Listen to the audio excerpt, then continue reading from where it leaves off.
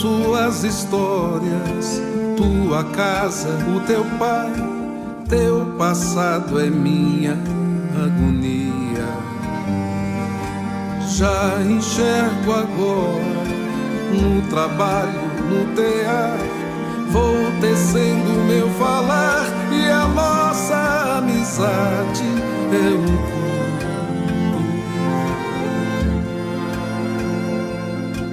És bem-vindo à nossa casa, toma água, eis a milha, descedenta nela tua vida. Vem beber do vaso que sacia. Sou cristão, confesso, digo mais, eu fui tão cego que tantos remorsos carrego. No afã de ter sucesso, inaugurei perseguições, são incontáveis as ações. Foi quando eu mergulhei o olhar em Estevão.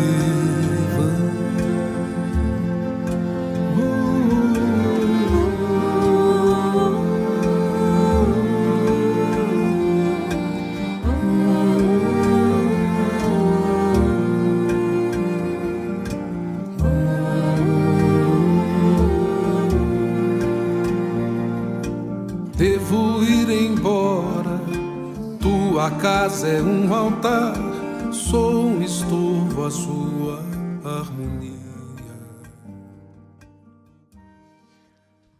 Ora, boa noite a todos e fez-se luz. Ora, sejam bem-vindos aqui à Casa do Evangelho, à Casa com o Evangelho. Muito boa noite a todos. Nós ontem falámos sobretudo sobre a importância do Evangelho no lar. Falámos sobre como fazer o Evangelho no lar e vimos que o Evangelho tinha alguns passos, nomeadamente, e para ser mais concreto, tinha 6 passos. Começa com uma prece de abertura, depois há que abrir o Evangelho e fazer a leitura correspondente que sair e posteriormente o comentário. Podemos também, para não ser só a abertura do Evangelho e do comentário, fazer leituras complementares. Eu falei sobre alguns livros que podem ser complementares de leitura. Depois tinha a parte das irradiações, a parte da fluidificação da água fluídica e depois então a prece de fecho. Falei também que o objeto deste projeto, a Casa com o Evangelho, é fundamentado no livro Evangelho segundo o Espiritismo, que é este livrinho que aqui está, que é o terceiro livro daquilo que nós chamamos o Pentateuco kardeciano. Ou seja, a doutrina espírita, nós vamos aqui tratar apenas do Evangelho, mas a literatura, aquilo que é a base doutrinária da doutrina espírita, é constituída por 5 livros. Muito bem. Nós, antes de partirmos propriamente para o Evangelho, eu percebo que há aqui pessoas, portanto, a audiência não é muito heterogénea. Portanto, da mesma forma que nós temos já pessoas com alguma experiência e que conhecem o que é fazer o Evangelho no lar, portanto, o meu objetivo é começar mesmo do início. Portanto, para que quem não saiba nada, portanto, comece a entender alguma coisa e possamos estruturar o nosso pensamento. Assim, portanto, como falei, o Evangelho é a terceira obra, mas há então as cinco obras. E a primeira obra é o Livro dos Espíritos. O segundo livro é o Livro dos Médiuns. O terceiro livro é o Evangelho segundo o Espiritismo. O quarto livro é O Céu e o Inferno. E o quinto livro é a Gênese. Portanto, o conjunto destes 5 livros constituem a doutrina espírita, ou seja, a base doutrinária da doutrina espírita. Curiosamente, cada um destes livros ele responde a uma pergunta existencial. Quando vamos para o Livro dos Espíritos, a pergunta existencial a que ele nos convoca é: o que sou? Então, o que é que nós somos à luz da doutrina? Somos espíritos imortais. Somos espíritos que começamos algures no tempo, não se sabe bem a nossa criação. Os próprios espíritos disseram que esse momento nem eles próprios sabiam. Portanto, somos espíritos imortais que ao longo do tempo passamos por um processo evolutivo muito grande até chegarmos aonde estamos hoje. Hoje conseguimos compreender, conseguimos pensar, conseguimos sentir, conseguimos aplicar uma linguagem, e isso é o que nos distingue, sobretudo, do reino animal, por exemplo. A segunda pergunta que existencial que o Livro dos Médiuns nos convoca é: o que sinto? Então, o que é que muitas pessoas sentem?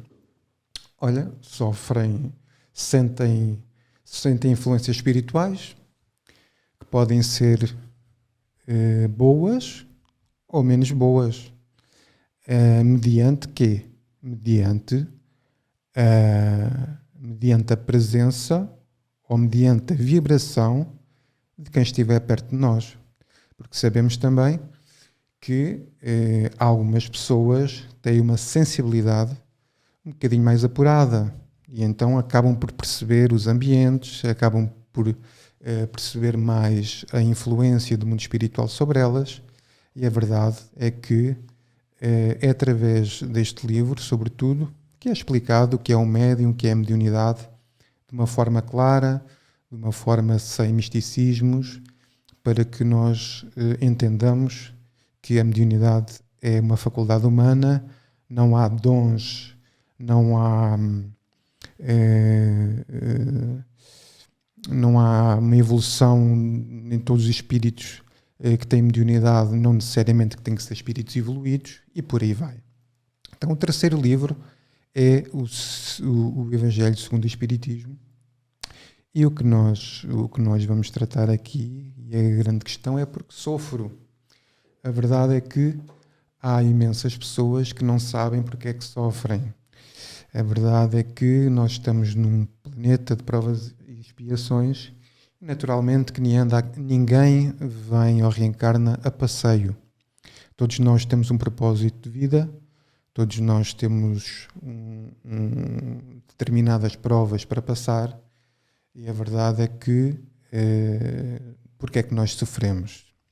Sofremos porque ainda somos muito orgulhosos, sofremos porque somos muito egoístas ainda, e o facto de termos esses temperamentos faz com que nós decidamos mal, nos comportemos mal, e porque tomamos atitudes egoístas, pese embora nós pensemos que no momento do ato, que temos o ato egoísta, que a coisa passa, mas a verdade é que tudo o que nós fazemos volta para nós. Portanto, nós não colhemos nada que não semeamos. O quarto livro é O Céu e o Inferno, e trata da pergunta: para onde vou? Há muita curiosidade das pessoas em saber: e agora um parente meu faleceu, como é que ele estará? Então, o Céu e o Inferno responde à pergunta: para onde vou? Ora, nós vamos, à luz da doutrina espírita, não há céu, não há inferno. O céu e o inferno nada mais são do que estados mentais. Portanto, nós, se estivermos bem, vamos para o céu. Se não estivermos mal, não digo que vamos para o inferno, que o inferno traz assim uma carga muito negativa, mas vamos sofrer na estreita medida dos nossos erros. Então, depois o outro livro é a Gênese.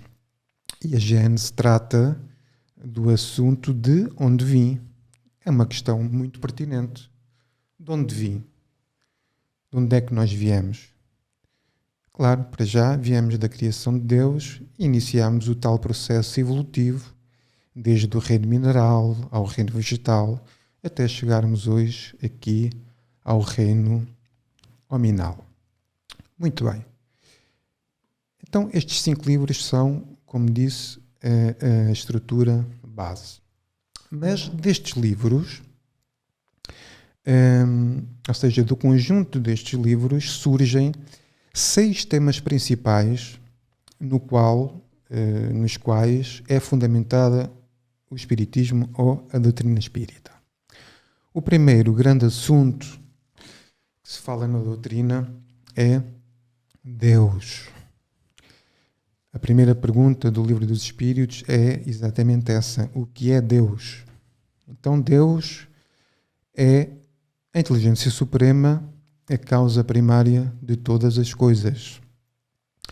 A verdade é que no estado em que nós estamos, não conseguimos compreender sequer o nosso cérebro, a nossa evolução espiritual, não nos permite compreender a grandeza ou não conseguimos compreender Deus. Não conseguimos compreender o infinito. Quando olhamos para as galáxias, para as constelações, é tudo tão grande que realmente é verdadeiramente assustador e encantador. Então, mas podemos perguntar, ok, então e onde é que está Deus? É uma boa questão, não é? Onde é que está Deus? Para já, está em nós, sabendo que nós somos criados à sua imagem e semelhança. Depois basta olhar para o lado. Basta olhar para o microcosmos, basta olhar para o macrocosmos e percebemos como tudo tem a sua harmonia. A verdade é que tudo se encadeia. Nada é ao acaso e, portanto, somos frutos, somos centelhas divinas. Muito bem. O segundo grande ponto, ou o segundo grande fundamento da doutrina é a imortalidade da alma. Ou seja, a imortalidade além túmulo. A verdade é que a morte não existe. O Espiritismo, costuma-se dizer, veio matar a morte. Porque nós apenas estamos no corpo físico e quando falecemos ou quando morremos, a verdade é que passamos para o mundo espiritual, a nossa verdadeira pátria. Então o Espiritismo vem trazer este entendimento de que ninguém morre, de que a alma sobrevive ao desencarne e encontrará no mundo espiritual o ambiente consoante o seu adiantamento espiritual. O terceiro grande assunto que advém dos 5 livros é a pluralidade dos mundos habitados. Ora, para a doutrina espírita, outros planetas são habitados. E convido todos a fazermos aqui um pequeno exercício. Nós estamos na Terra, né? A Terra faz parte do sistema solar e o Sol é a nossa estrela mais perto de nós, não é? Aliás, nós giramos à volta do Sol. Só que o Sol também está, por sua vez, num conjunto de outras estrelas. E essas outras estrelas fazem aquilo que é chamado e conhecido pela ciência por Via Láctea. Ora, eu estive a ver, a Via Láctea tem 200 bilhões de estrelas, que por sua vez, provavelmente, cada estrela dessas também terá os seus planetas. E mais à frente, nós sabemos hoje, através da ciência, que depois existem constelações de galáxias. Então, e é assim, eu já nem me atrevo a pensar ou a ter pensamento para perceber ou para entender a grandeza e o infinito que é os universos. Mas se nós virmos no microcosmos, também percebemos que há as bactérias, que há os vírus, estão presentes na nossa vida hoje em dia. Não vemos a olho nu, não é? Mas sabemos que eles existem. Portanto, nós estamos limitados pelo nosso corpo, ou seja, pela nossa anatomia, para compreender outras coisas. Num outro estado vibratório, talvez consigamos compreender outro tipo de coisas.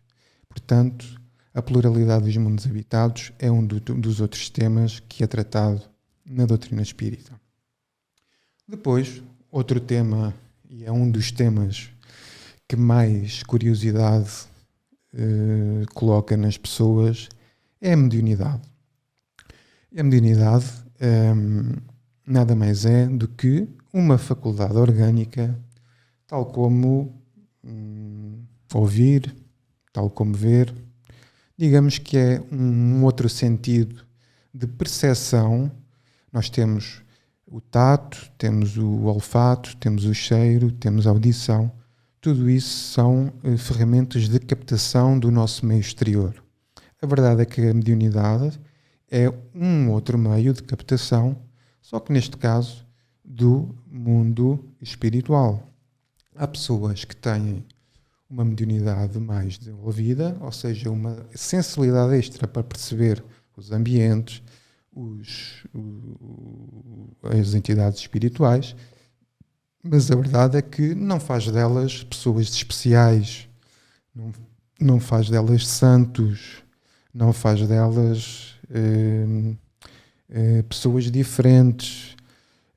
E também a doutrina espírita vem dar uns critérios, vem dar de que forma é que se deve exercer a mediunidade, sob um ambiente controlado, promovendo os trabalhos em grupo e não propriamente andar a vender ou andar a trazer mensagens que muitas vezes são de espíritos zomboteiros que nada mais querem do que ridicularizar. Portanto, tem que se ter cuidado quando se está a trabalhar com mediunidade, e a doutrina espírita vem trazer essa clareza para que tudo seja feito em segurança.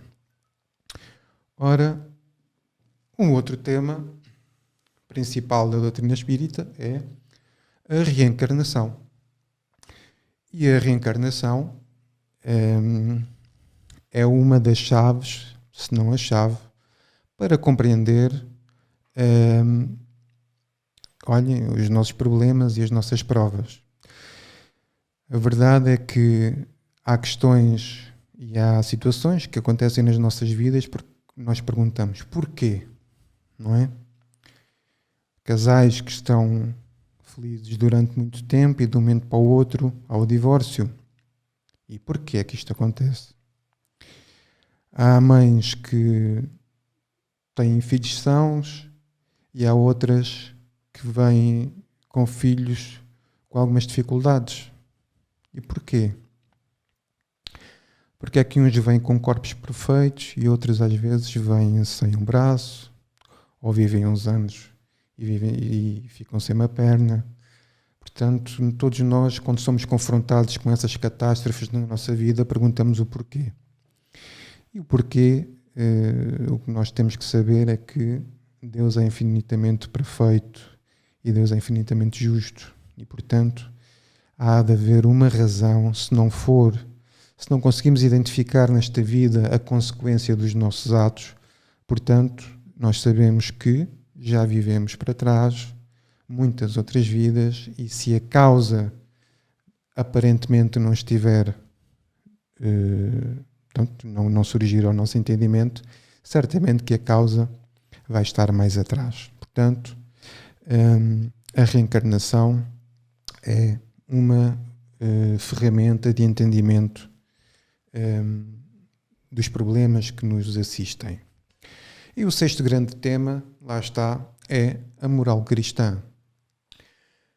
Deus, imortalidade da alma, pluralidade dos mundos habitados, mediunidade e reencarnação.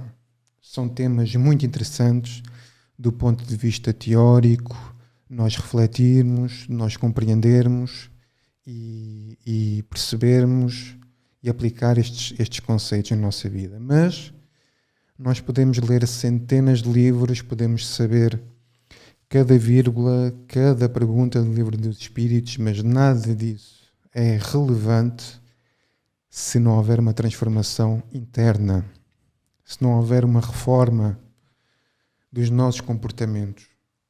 E para isso é que, atendendo ao estado em que o país está a atravessar hoje em dia, eu senti, não foi necessidade, mas senti que este trabalho podia ser benéfico para todos os que estão em casa. Ouvir e falar sobre Jesus está sempre atualizado em qualquer circunstância da nossa vida. E, portanto, a partir do momento em que nós começamos a compreender e começamos a aplicar esta moral na nossa vida, a nossa vida muda. Muda, mas muda para melhor. Porque começamos a decidir melhor, começamos a ser mais calmos, mais pacientes, mais equilibrados e conseguimos ter decisões melhores. Muito bem. Passando então para o Evangelho segundo o Espiritismo, nós temos que, vou fazer aqui só uma pequena apresentação do ponto de vista estrutural, para que nós, se calhar amanhã, vamos ver, nós possamos dar início realmente aos nossos Evangelhos. Ora, do ponto de vista estrutural, o Evangelho segundo o Espiritismo tem 28 capítulos. Tem 28 capítulos que tratam de várias passagens evangélicas, onde depois nós temos vários tipos de comentários. Portanto, temos por um lado comentários de Allan Kardec e temos comentários também, ou seja, instruções dos Espíritos. Então, como é que está estruturado o Evangelho? Portanto, ele tem os 28 capítulos. Cada capítulo tem algumas passagens evangélicas, sobretudo e grande parte do Novo Testamento. Portanto, quando há esta recolha de alguns versículos do Novo Testamento, Allan Kardec preocupou-se sobretudo de trazer o conteúdo moral e não propriamente saber onde é que Jesus andou,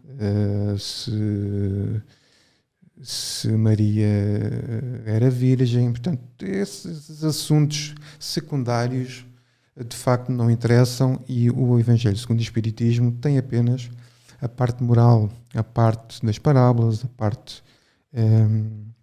parte que verdadeiro interessa e do qual nós podemos reter algum ensino. Então, os capítulos têm estas passagens evangélicas. Depois há alguns comentários de Allan Kardec e no final de quase todos os capítulos depois há instruções dos Espíritos sobre os temas em questão. Eu gostaria de trazer aqui uma forma muito interessante de estudar o Evangelho segundo o Espiritismo, que é o seguinte: quando nós abrimos o livro, neste caso, abri, apareceu a fé e a caridade, mas eu abaixo do título eu tenho aqui quem foi o Espírito que disse. Portanto, eu já sei estruturalmente onde é que me encontro. Estou dentro do capítulo Amar o Próximo como a Si Mesmo, mas como tenho a referência de um Espírito protetor, portanto, eu já sei que estou mais para o final do capítulo, nomeadamente na parte das instruções dos Espíritos. Se eu abrir aleatoriamente, vim parar ao livro, ao capítulo 26, Dar de graça o que de graça recebeste. E depois diz assim: curai os enfermos, limpai os leprosos, ressuscitai os mortos, expulsai os demónios, de graça recebestes, de graça dai. Mateus, capítulo 10, versículo 8.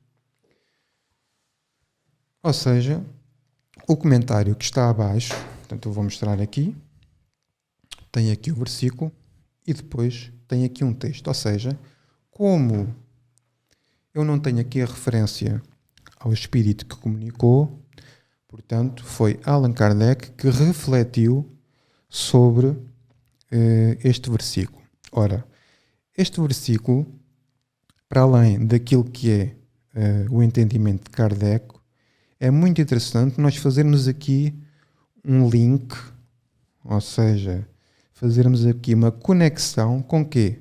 Com o próprio Evangelho.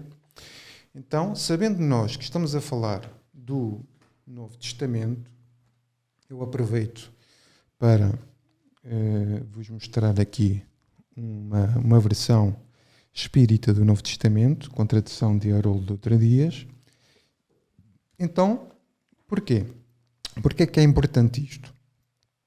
Ora, o capítulo 10 e o versículo 8 está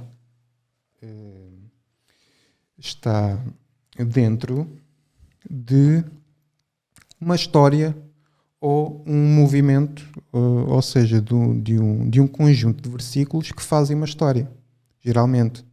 Então, para nós não refletirmos só apenas no versículo, é muito interessante nós lermos a parte de Kardec, mas também fazermos esta junção com o texto original.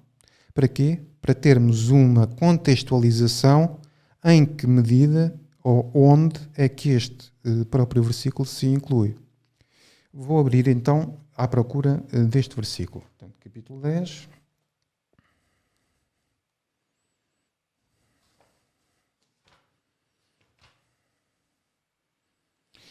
Portanto, 10:8.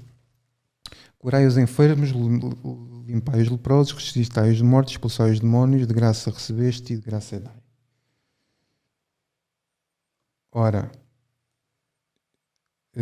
portanto, eu li isto, mas reparem, isto está inserido no sermão para os 12 discípulos, ou seja, na missão dos discípulos.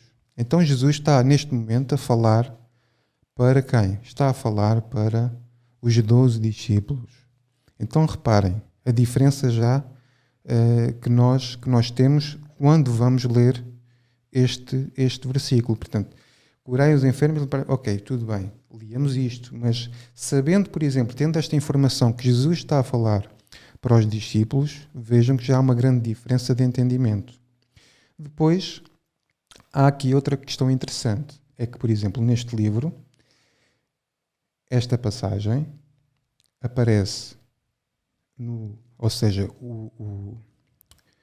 o capítulo e o versículo que saiu no Evangelho segundo o Espiritismo remeteu-nos para o Evangelho ao Novo Testamento.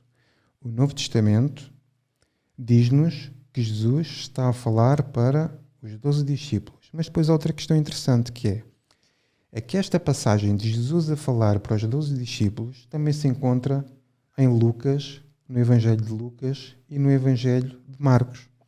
Então é interessante perceber que, através deste versículo, que está no Evangelho segundo o Espiritismo, fazemos a conexão com o Novo Testamento, que neste caso, para o Evangelho correspondente ao que saiu no versículo.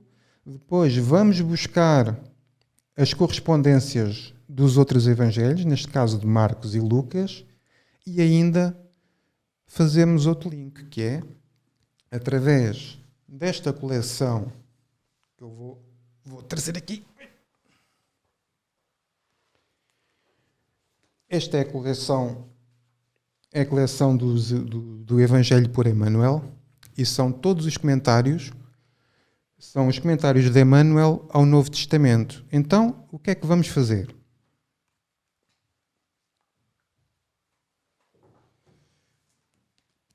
Saiu o versículo 10, o capítulo 10 e o versículo 8, vamos agarrar no livro Evangelho por Emmanuel, e vamos buscar o versículo, vamos ver se há alguma mensagem, ou seja, algum comentário de Emmanuel sobre o versículo em questão. Vamos pesquisar aqui.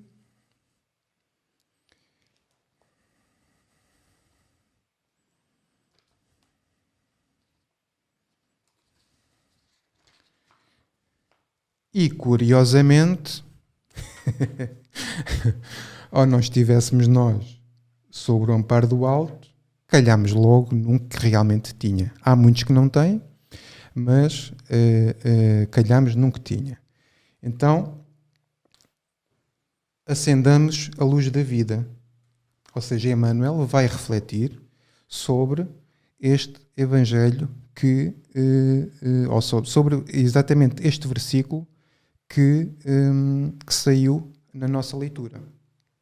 Ora, se quisermos expandir isto um bocadinho mais, nós verificamos que o capítulo 10,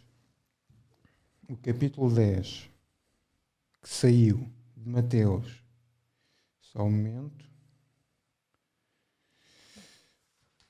o capítulo 10 e o versículo 8, como eu falei há bocado, estava aqui no sermão para os 12 discípulos. Ora, esta passagem tem 16 versículos e nós, ou seja, Allan Kardec só refletiu sobre um.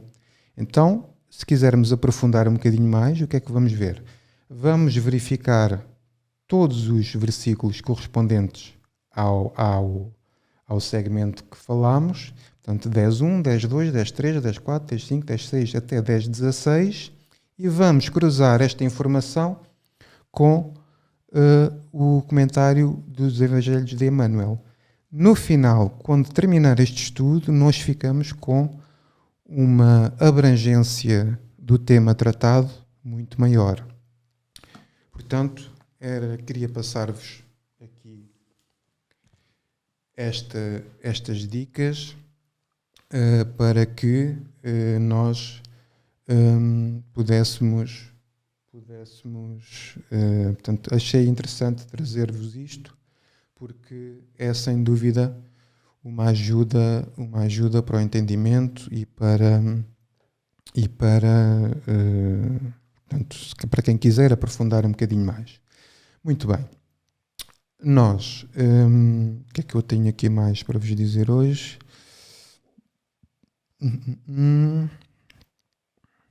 Ok. Amanhã vamos começar mesmo a fazer os Evangelhos. Eu tenho aqui algumas ideias que ainda não sei o que é que vou fazer ou o que é que as vou aplicar. Eu gostava de ouvir a vossa opinião. Temos aqui dois caminhos que podemos trilhar. Eu queria ouvir a vossa opinião para ver o que acham mais interessante. Ou fazemos Evangelho normal, a abrir aleatoriamente,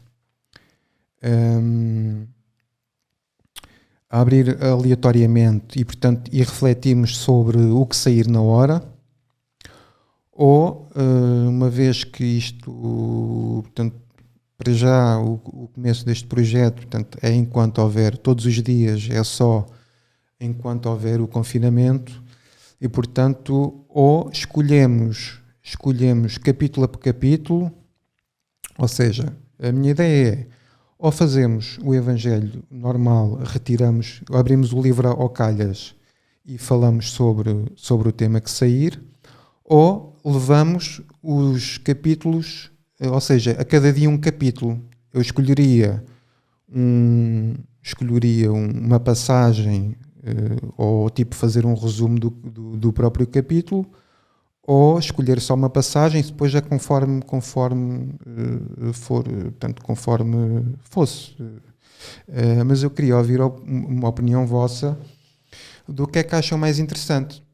Ou fazemos Evangelho na hora, ou levamos, imaginando, amanhã começamos o capítulo 1, depois capítulo 3 e assim por diante até o capítulo 28, e quando chegar ao fim poderemos começar novamente no capítulo 1. Então, eu agradecia que, se pudessem colocar nos comentários a vossa preferência, eu agradecia para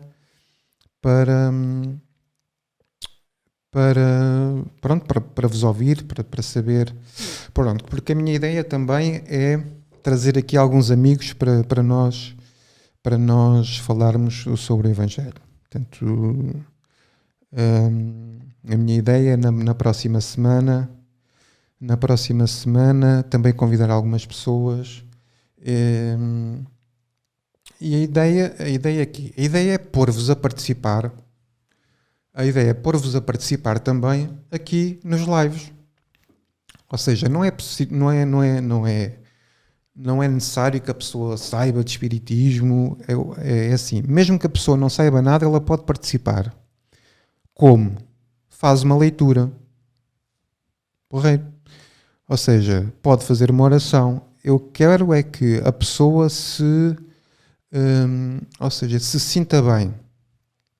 Eu vou colocar aqui alguns comentários. Diz aqui o Luís, o Evangelho aleatório.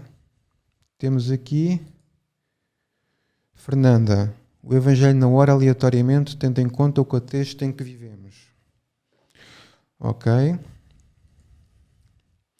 Para quem não conhece o Evangelho, seria mais enriquecedor capítulo a capítulo, pois já estamos aqui numa outra perspectiva. Depois, as leituras complementares, sim, poderiam ser aleatórias. Ok? É uma hipótese. Irmelinda, acho que aleatório. Para as pessoas que estão a começar, seria mais interessante fazer capítulo a capítulo. Pois é. Pronto, nós temos aqui várias questões. É assim, se sair aleatório, pode sair às vezes a mesma reflexão. Não é que nós não precisemos, mas se calhar estar a falar 2 noites sobre o mesmo tema. Vamos ouvir aqui mais. Portanto, a Cândida diz aqui capítulo a capítulo. A Dina, gosto das 2 maneiras, eu pessoalmente faço aleatoriamente, mas tem sempre a possibilidade das leituras serem repetidas. Pois, é isso que eu estava a falar. Bom, a minha ideia é começar para a semana, na segunda-feira que vem, para convidar 2 ou 3 pessoas, dependendo depois de como é que a coisa corre e também das disponibilidades. A minha ideia era, ou dava-se o tema anterior previamente e a pessoa pronto, estudava um bocadinho em casa, porque a ideia é, quem quiser comentar, quem se sentir confortável, é assim, quem não se sentir confortável para comentar, eu comento. Quem se sentir confortável para comentar, portanto, faria um pequeno comentário, eu faria outro, e quem quiser, quem participar, também acabaria por fazer o seu comentáriozinho, e de forma a que todos pudéssemos trazer um pouco de nós. Porque a verdade é que isto agora é novidade, mas depois pode-se tornar, isto criam-se determinadas dinâmicas e, de facto, com mais pessoas a participar, acaba por ser mais interessante, e o programa que eu utilizo permite isso, e portanto é um pouco por aí. Muito bem, há aqui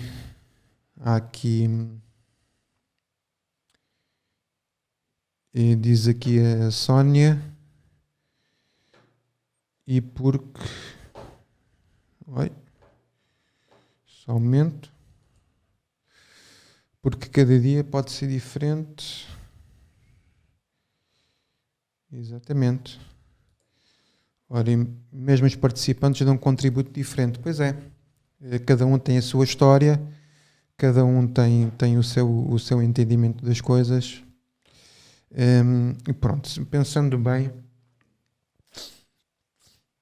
é assim, vamos fazer então assim. Vamos fazer assim que estou... Vamos fazer assim. Vamos fazer assim. Quando eu estiver sozinho, já tenho a resposta. Quando eu estiver sozinho, exatamente. Diferentes, se eles forem as mesmas, será a necessidade de cada um de nós. Bom, eu acho que tenho aqui a resposta já, que é, quando eu fizer sozinho, eu faço aleatoriamente. Quando houver convidados, eu vou dar